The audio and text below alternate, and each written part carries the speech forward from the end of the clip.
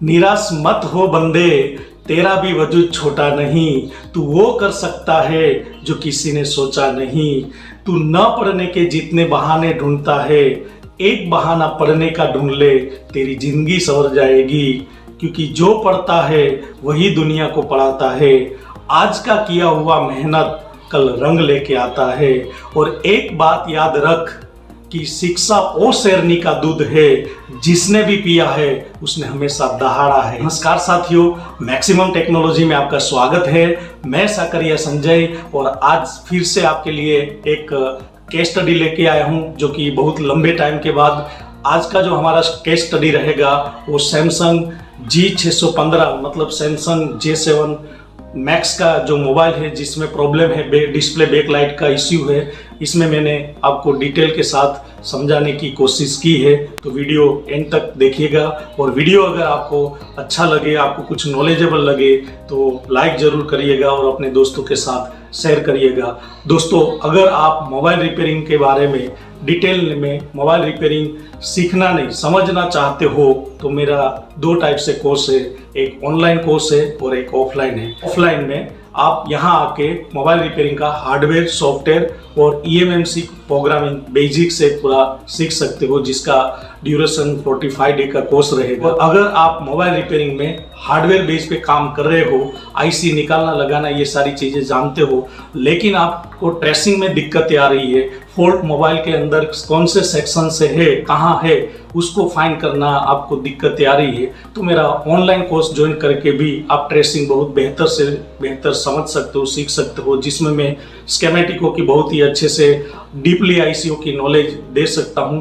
तो अगर आपको कोर्स ज्वाइन करना है तो नीचे दिए गए डिस्क्रिप्शन में जो नंबर दिए गए हैं उससे भी कॉल करके बात कर सकते हो, या मेरा नंबर जो यहाँ डिस्प्ले पे शो कर रहा है उससे भी आप बात करके अपना सीट बुक करवा सकते हो। तो चलिए ज़्यादा बात ना करते हुए समझ लेते हैं कि किस तरह से इस फॉल्ट को मैंने इसमें फाइंड किया है, सोल्व किया है। तो चलिए हम देख लेते हैं। नमस्कार दोस्तों, आज हमारे पास एक केस स्टडी है जो कि सैमसंग का G615 मतलब कि सैमसंग J7 मैक्स का मोबाइल है। इस मोबाइल के अंदर जो प्रॉब्लम है वो डिस्प्ले बैकलाइट इश्यू है। इसमें मोबाइल को ऑन करते हैं तो डिस्प्ले पे ग्राफिक आ रहा है, लेकिन लाइट नहीं डिस्प्ले पे बन रही है। जो उसके अंदर एलईडी ग्राफिक में जो लाइट आनी चाहिए वो नहीं आ रही है। तो आज के इस केस स्टडी के माध्यम से हम समझेंगे कि इस मोबाइल के अंदर जो हमारा डिस्प्ले बैकलाइट सर्किट कैसे काम करता है और किस तरह से ऐसे प्रॉब्लम जब हमारे सामने आता है तो उसको स्टेप बाय स्टेप कैसे चेक करना होता है, और किस तरह से इस मोबाइल में ये फॉल्ट है वो हम उसको चेक कर पाते हैं या रिपेयर कर पाते हैं। तो चलिए हम इसको पूरा डिटेल के साथ समझते हैं। तो सबसे पहले तो मैं आपको बताना चाहूंगा कि इस मोबाइल के अंदर जो इश्यू है, ग्राफिक में डिस्प्ले लाइट नहीं आ रही है, ग्राफिक आ रहा है। तो पहले एक बार मैं आपको ये बताना चाहूंगा। तो चलिए हम एक बार वो देख लेते हैं। इसके लिए इसका जो बॉडी है उसको थोड़ा साइड में रख देते हैं और ये मोबाइल को हम इससे कनेक्ट कर लेते हैं। पहले मोबाइल के अंदर इस एलसीडी कनेक्टर को इसके साथ कनेक्ट कर लेंगे। ये देखिए मैंने डिस्प्ले को कनेक्ट कर लिया है। अब हम एक बार इसको वोल्टेज देते हैं। वोल्टेज देने के लिए हम यहाँ डीसी मशीन का यूज करेंगे। तो इसके लिए सबसे पहले हमारे डीसी मशीन को हम ऑन कर लेंगे। ये देखिए मैंने डीसी मशीन को अभी ऑन किया हुआ है, जिसमें 4.2 वोल्टेज और 3 एम्पियर सेट किया हुआ है। और सबसे पहले इसका जो कनेक्शन है वो हम पहले कनेक्ट कर लेते हैं डीसी मशीन से।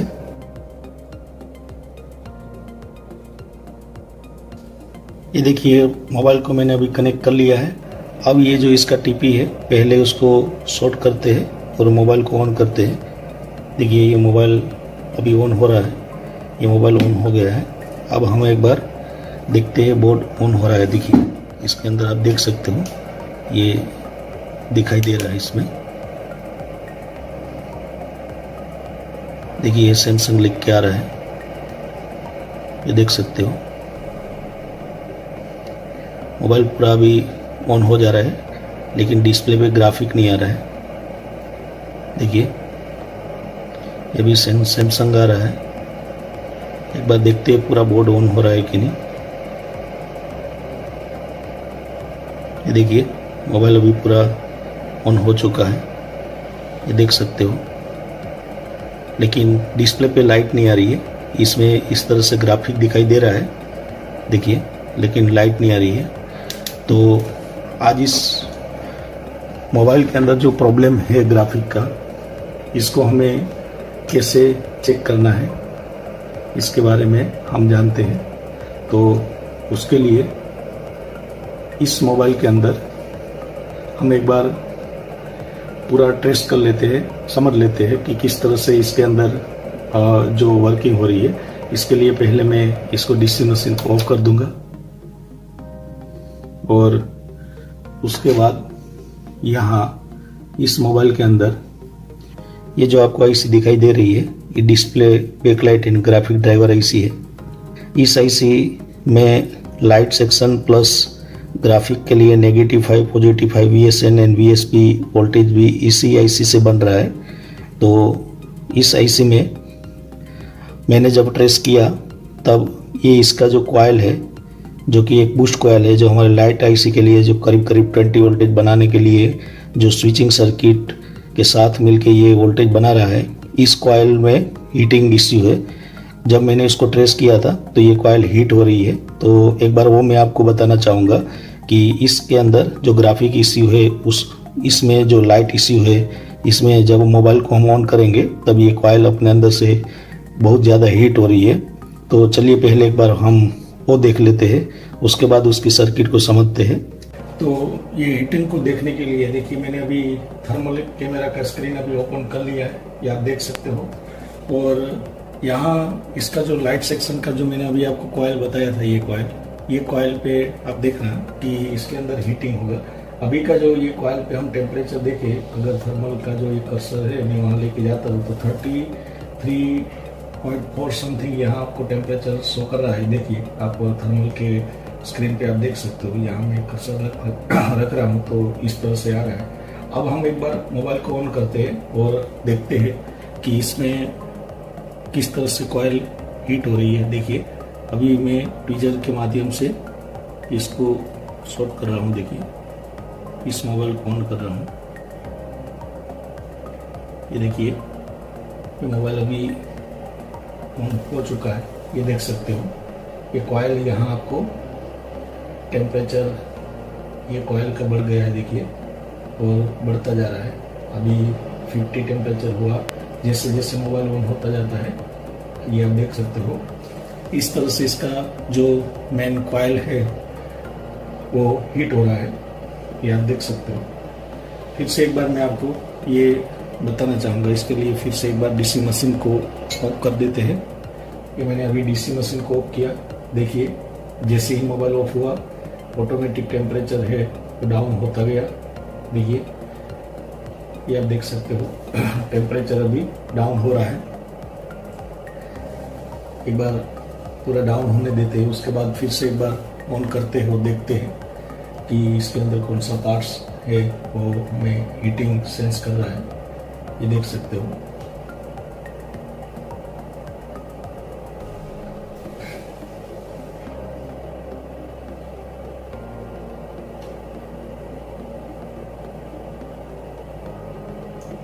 हमें देखना है ये वाला जो हमारा बूस्ट कॉइल है वो हीट हो रहा है। देखिए ये नॉर्मल हो गया। फिर से एक बार मैं मोबाइल को ऑन कर रहा हूँ, इसके लिए ये दोनों ट्विजर से इसको शॉर्ट करेंगे। ये देखिए मोबाइल ऑन हुआ और जैसे ही मोबाइल ऑन होगा अपने अंदर से इसके थर्मल का जो कॉइल है वो हीट हो जाएगा। देखिए ये पहले इसका कॉइल है ये हीट हुआ, ये देख सकते हो। और यहाँ का टेम्परेचर भी हम देख सकते हैं, देखिए इतना टेम्परेचर है ये कॉइल पे। तो इस तरह से इस मोबाइल के अंदर जो हमारा ये कॉइल है बक कॉइल, ये हीट हो रहा है और थर्मल में भी आप देख सकते हो। तो इस मोबाइल में अभी हमने देखा कि इसका जो बूस्ट कॉइल है वो बहुत ही हीट हो रहा है, जो कि हीट हो रहा था, ये इसका कॉइल था, ये हीट हो रहा है। तो इसको हम रिपेयर करने से पहले इसका पूरा और यूँ जान लेते हैं, उसका पूरा सर्किट समझ लेते हैं कि ये कैसे वर्क करता है और ये हीट होने का रीज़न क्या हो सकता है। तो चलिए पहले हम एक बार इसका पूरा सर्किट समझ लेते हैं, उसके बाद पूरा टेस्टिंग करते हैं। तो उसके लिए इसमें ये डिस्प्ले बैकलाइट सर्किट कैसे काम करती है उसको पहले समझ लेते हैं। उसके लिए इसका पहले ड्राइंग कर लेते हैं।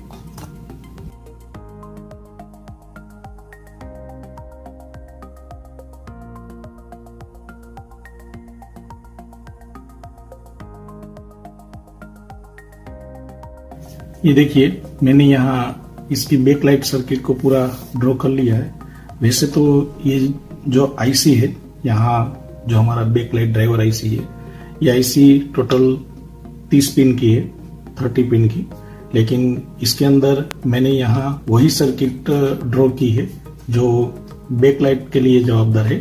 इसमें ग्राफिक सेक्शन के लिए -5 +5 वोल्टेज भी यही आईसी बना रही है, लेकिन मैंने यहाँ सिर्फ बैकलाइट सर्किट के लिए जवाबदार जितने सेक्शन हैं वही यहाँ बनाए हैं। इस सर्किट के अंदर अगर देखा जाए तो यहाँ जो हमारा लाइट सेक्शन का जो आईसी है, ये वाला, ये नंबर है इसका, ये 89611 ये आईसी का नंबर है। ये आप देख सकते हो, देखिए 98611 ये इस आईसी का नंबर है। अब हम एक बार इसका पूरा वर्किंग समझ लेते हैं। जब हम मोबाइल के अंदर बैटरी लगाते हैं तो वीपीएच पावर की जो पॉजिटिव सप्लाई है, ये पॉजिटिव सप्लाई सबसे पहले इस आईसी को Vin चाहिए, जो कि इस आईसी जो है उसकी E1 नंबर की पिन है, वो मेन इसकी सप्लाई पिन है। उसके बाद एक बूस्ट कॉयल जो कि 10 माइक्रो हेनरी का एक कॉयल होगा, उसमें से वीपीएचवी पावर उसकी स्विचिंग के लिए LX जो एलईडी का बूस्ट वोल्टेज बन रहा है उसके लिए ये इसका स्विचिंग पिन है, जो कि ये पिन इसका A2 पिन है। ये BGA टाइप की आईसी है, इसलिए अल्फाबेटिक के साथ नंबरिंग दी गई है। और उसके बाद जैसे ही हम E1 नंबर की पिन पे मेन वोल्टेज इनपुट कर देंगे, उसके बाद बूस्ट कॉइल के माध्यम से उसकी LX की पिन से ये लाइन जोड़ देंगे। उसके बाद इस आईसी को जब मोबाइल को हम ऑन करते हैं तब CPU आईसी इसको एक EN वोल्टेज देता है, जो कि एक 0 से लॉजिक हाई वोल्टेज यहाँ दिया जाएगा, 1.8 वोल्टेज समथिंग मिलेगा। और यहाँ जो वोल्टेज इनपुट हो रहा है इसमें एक normal line filter coil use की गई होगी, और इसमें एक फिल्टर 2.2 माइक्रो हेनरी का एक फिल्टर भी इसमें लगाया गया है, और एक 10 माइक्रो हेनरी की कॉइल है, वो मैं यहाँ आपको एक बार बता देता हूँ। ये जो कॉइल है ये इस बोर्ड में ये वाली कॉइल है, ये ब्लैक कलर की आप देख सकते हो, ये वाली। और उसके बाद ये जो इसका फिल्टर कैपेसिटर है, ये साइड जो बड़ा सा आपको कैपेसिटर दिखाई दे रहा है, ये वाला ये कैपेसिटर है। और इसका 10 माइक्रो हेनरी का जो मेन बूस्ट कॉइल है, ये वाली कॉइल है, ये इसका मेन कॉइल है जो हीट हो रहा था। और उसके बाद जो इसका EN है उस पर एक रजिस्टर, जो कि यहाँ रजिस्टर होगा नहीं बोर्ड के अंदर, ये NC होता है, लेकिन उसकी TP के तौर पे ये हम इस पे चेक कर सकते हैं, जो कि यहाँ आपको एक NC रजिस्टर ये दिखाई दे रहा है, ये वाला ये रजिस्टर है हमारा EN वाला रजिस्टर है। और उसके बाद इसका क्लॉक एंड डाटा लाइन है, वो भी प्रोसेसर से दी जाती है। जब ये बेसिक रिक्वायरमेंट आईसी की इस पिनों पे जब पूरी हो जाती है, जबकि इसका EN जो है वो C4 नंबर की पिन इसकी EN है,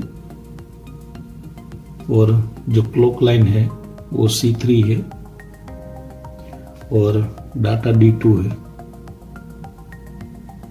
तो इस पिन पे जब बेसिक रिक्वायरमेंट इसकी पूरी हो जाती है, उसके बाद ये आईसी अपने अंदर से स्विचिंग काम करती है, और स्विचिंग करवाते हुए इसका जो आउटपुट होता है ये इस आईसी की इस पिन से आउटपुट होगा, जो कि ये पिन A1 नंबर की पिन है इसकी, इसका आउटपुट है। यहाँ करीब करीब हमें बूस्ट वोल्टेज 15 से 20 वोल्टेज हमें आउटपुट मिलेंगे। इसको फिल्टर करने के लिए यहाँ एक 4.7 माइक्रोफेराड का कैपेसिटर है, जो कि ये वोल्टेज को फिल्टर करेगा।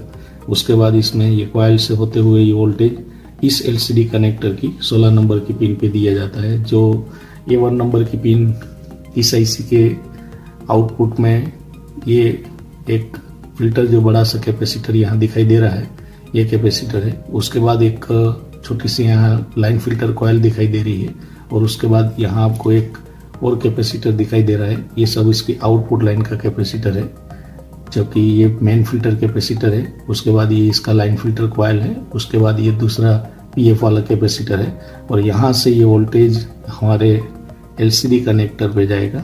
वैसे LCD कनेक्टर यहाँ 34 नंबर की पिन टोटल है, इसमें 17 पिन इस साइड है और 17 पिन इस साइड है। अगर इसको 1 नंबर यहाँ से हम काउंट अगर करें तो इस साइड से यहाँ इसका पिन नंबर 17 पिन होता है, और यहाँ इसका 16 नंबर का पिन है जो कि इसका एनोड का पिन है, और बाकी 2 पिन जो है उसका 14 और 15 नंबर का पिन है, वो D1 और C1 पे फिर कैथोड के लिए जाते हैं, ग्राउंड के लिए, जो कि यही IC इसको ग्राउंड भी यही IC करती है। नेगेटिव वोल्टेज जो कैथोड को दिया जाता है वो ये IC से ही दिया जाता है। तो इसके अंदर इस IC की C2 और A3 जो पिन ग्राउंड दी गई है, B1 भी इसका ग्राउंड है। तो इतनी पिन जो है वो कनेक्ट होनी चाहिए, जबकि इसका जो कॉइल है ये वाला, ये कॉइल आपको इस साइड यहाँ दिखाई दे रहा है, ये वाला IC के इस साइड यहाँ ये लगाया गया है। और इस मोबाइल के अंदर दूसरा एक लाइन LCD कनेक्टर की पिन 7 से दिया जाता है, जो कि ये E2 नंबर की पिन पे उसको दिया जाएगा। PWM पल्स विथ मॉड्यूल, इसका ब्राइटनेस कंट्रोल के लिए लाइन दी जाती है। तो हमारे मोबाइल के अंदर जो अभी ये प्रॉब्लम है डिस्प्ले बैकलाइट का, तो आइए हम एक बार चेक करते हैं। सबसे पहले VPHV पावर सप्लाई IC की E1 और A2 तक पहुंचनी चाहिए। उसके बाद इस मोबाइल के आउटपुट में A1 नंबर की पिन है, उसका आउटपुट है इसका फिल्टर कैपेसिटर पे हम वोल्टेज चेक करेंगे।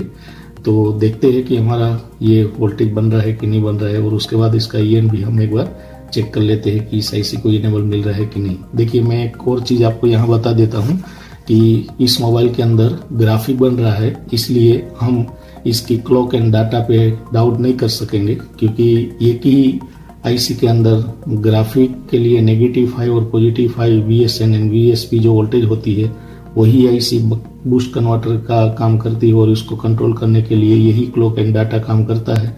तो यहाँ हमारा ग्राफिक तो बन रहा है, उसका मतलब ये IC अपने अंदर से -5 और +5 तो बना रही है। इसके लिए हम क्लॉक एंड डाटा को जवाबदार नहीं मानेंगे। तो इस कंडीशन में पहले हमें बाकी की जो अदर पिन है, कोई इनपुट और आउटपुट, उसका पहले ट्रेसिंग कर लेते हैं। और हमारा जो इश्यू है इसमें बैकलाइट का इश्यू है, और उसमें हमने देखा था कि ये जो हमारा बूस्ट कॉइल है वो हीट हो रहा है। तो ये जो हीट हो रहा है उसका रीज़न ये हो सकता है कि आपकी आउटपुट लाइन में कोई शॉर्टिंग हो सकती है, अदरवाइज आपके मोबाइल के अंदर ये IC फॉल्टी हो सकती है, या तो फिर बूस्ट कॉइल का फॉल्ट हो सकता है, तभी ये हीट होता है। तो एक चीज़ यहाँ हमें और भी क्लू मिल जाता है कि अगर हमारे मोबाइल के अंदर इस IC के इनपुट लाइन में अगर शॉर्टिंग होती, तो ये कॉइल पे अगर लोड पड़ता और कॉइल हीट होती। लेकिन जब हमने DC मशीन से मोबाइल को कनेक्ट किया था, इस टाइम कोई डायरेक्ट करंट नहीं ले रहा था, तो हम इस लाइन की इनपुट पे शॉर्टिंग का डाउट नहीं कर सकते हैं, क्योंकि अगर इस लाइन पे लाइव अगर शॉर्टिंग हो जाती है तो ये कॉइल है वो हीट होती है, लेकिन DC मशीन में हमारे डायरेक्ट करंट लेता है। तो अभी कोई DC मशीन में डायरेक्ट करंट नहीं लिया, तो उसका मतलब कि इस लाइन का इम्पीडेंस है वो हमें सही मिलता होगा। दूसरा चीज कि इस लाइन की आउटपुट लाइन में अगर कोई शॉर्टिंग हो गई तो फिर ये IC भी हीट होती है, साथ में कॉइल भी हीट होती है, लेकिन ये IC हीट ना होके ये कॉइल हीट हो रही है।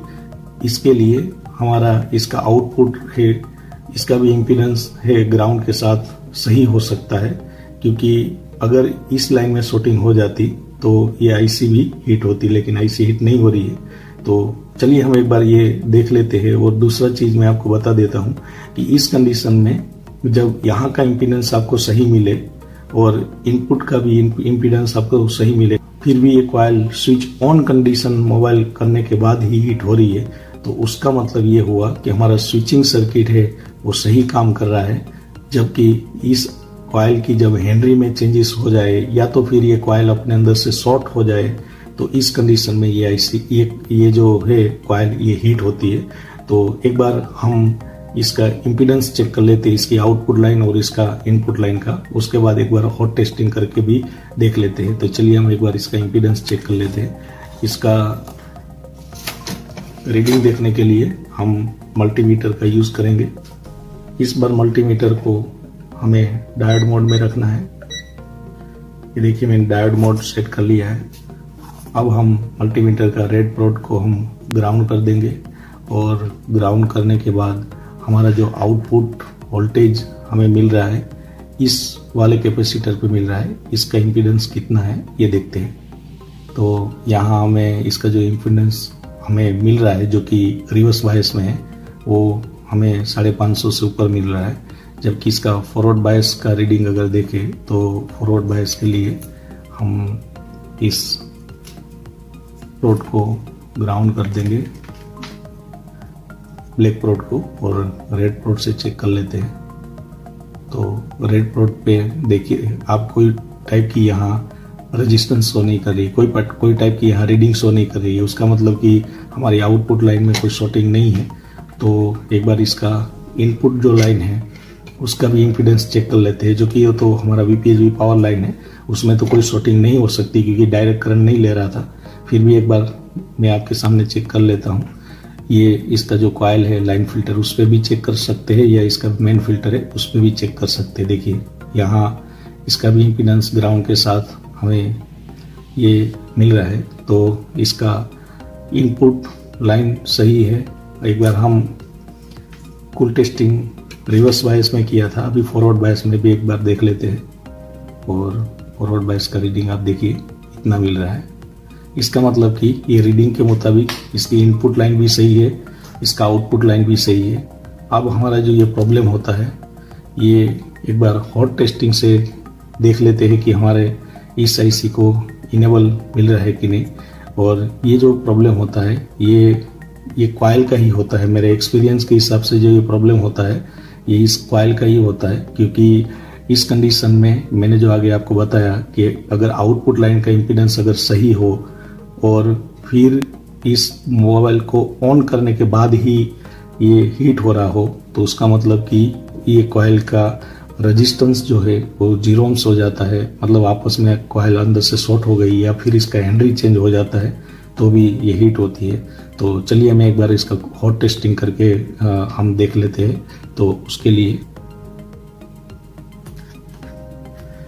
लिए फिर से इस डिस्प्ले को यहाँ हम लगा देते हैं।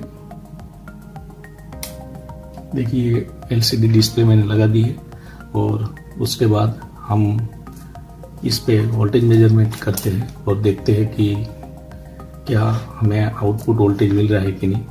उसके लिए हमें DC मशीन का यूज करना पड़ेगा।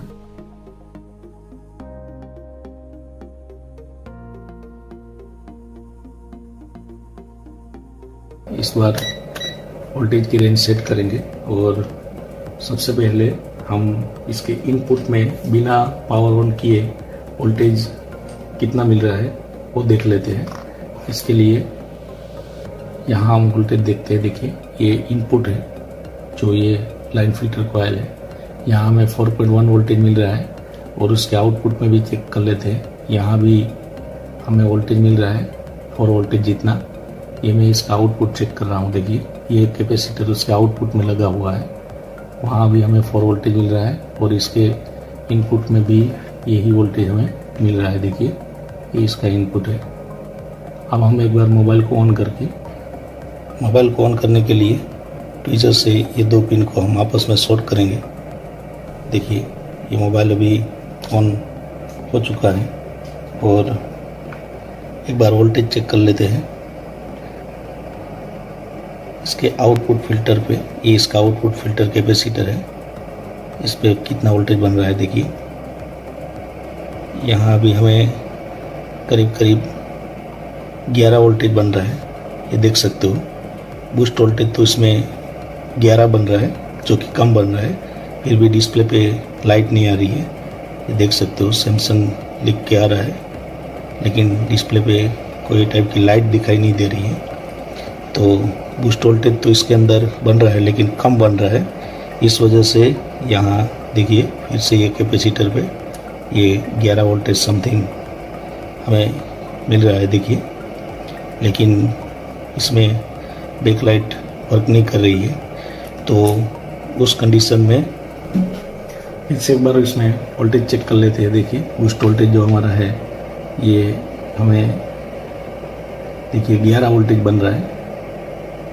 फिर भी डिस्प्ले पे लाइट नहीं आ रही है। ये इसके एनोड पे में वोल्टेज मिल रहा है, इधर 11 वोल्टेज मिल रहा है। तो चलिए हम एक बार इसका जो कॉइल है उसको चेंज करके देखते हैं कि हमारा प्रॉब्लम सॉल्व होता है कि नहीं। तो चलिए हम वो देख लेते हैं।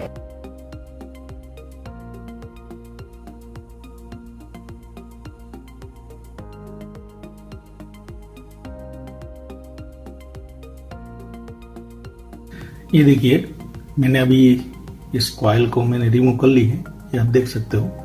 अब इस कॉइल के अंदर हम इसके रेजिस्टेंस देख लेते हैं कि इस कॉइल के अंदर ऐसा क्या हुआ है जिससे हमारे बैकलाइट कम वोल्टेज बना रहा है और इसके अंदर हमें ये कॉइल हीट हो रही है। इसके लिए हम यूज़ करेंगे यहाँ मिली ओम्स मीटर का। देखिए मैंने अभी इसमें मिली ओम्स मीटर लगाया हुआ है और उसके बाद मिली ओम्स मीटर से ये कॉइल की रेजिस्टेंस चेक करते हैं।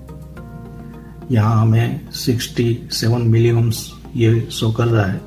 और ऐसे ही मेरे पास एक दूसरा कॉइल है जो कि 10 माइक्रो हेनरी का ही है, ये देख सकते हो। ये सही कॉइल है जो हम इसमें लगाने वाले हैं। इसका भी एक बार रेजिस्टेंस चेक कर लेते हैं। इस कॉइल का रेजिस्टेंस आपको दिखाई दे रहा है 81 मिली ओम्स बता रहा है, जबकि हमारा फॉल्टी जो कॉइल है वो हमें कम मिली ओम्स बता रहा है। देखिए ये 67 बता रहा है, जबकि ये जो है ये 81 जितना बता रहा है। मतलब ये कॉइल सही है। मैंने एक वर्किंग ऑन बोर्ड से ये कॉइल निकाली है। अब हम इसमें ये कॉइल लगा के देख लेते हैं। तो चलिए मैं ये कॉइल यहाँ लगा के देखता हूँ कि हमारा फॉल्ट है वो सॉल्व होता है कि नहीं। तो चलिए मैं लगा देता हूँ। ये देखिए मैंने अभी इसमें फिर से कॉइल लगा दी है, ये आप देख सकते हो। अब हम एक बार देखते हैं कि हमारा प्रॉब्लम जो है वो सॉल्व हुआ है कि नहीं। इसके लिए फिर से एक बार हम इसमें एलसीडी लगा देते हैं। देखिए डिस्प्ले भी मैंने लगा दी है। अब हम ये इसका जो मैंने निकाला है वो कॉइल है, इसको थोड़ा साइड में रख देते हैं और अब इस मोबाइल को हम ऑन करते हैं और देखते हैं कि हमारा प्रॉब्लम सॉल्व होता है कि नहीं। इसके लिए फिर से इसको डीसी मशीन से कनेक्ट करेंगे।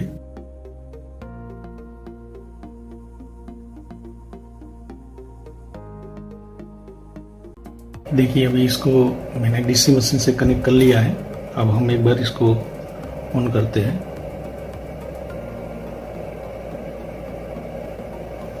देखिए ये मैंने ऑन किया है।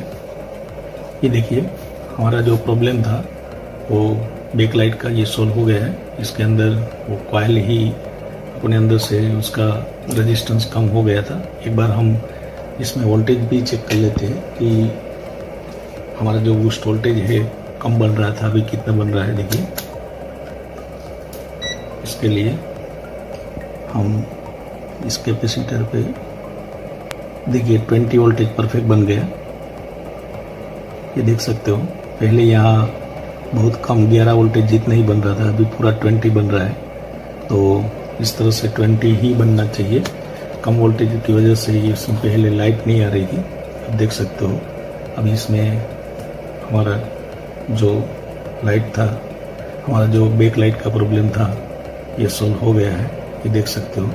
और इसमें जो कॉइल था वो अपने अंदर से इसका ये जो बूस्ट कॉइल था उसका ही फॉल्ट था। उसका रेजिस्टेंस कम हो गया था, जबकि इसमें जो मैंने कॉइल लगाई है उसका रेजिस्टेंस मिली ओम्स में उससे 20 मिली ओम्स ज़्यादा शो कर रहा था। तो चलिए इस वीडियो में इतना ही, मिलते हैं हमारे कोई अगले वीडियो में। तब तक के लिए थैंक यू, धन्यवाद, जय हिंद, वंदे मातरम।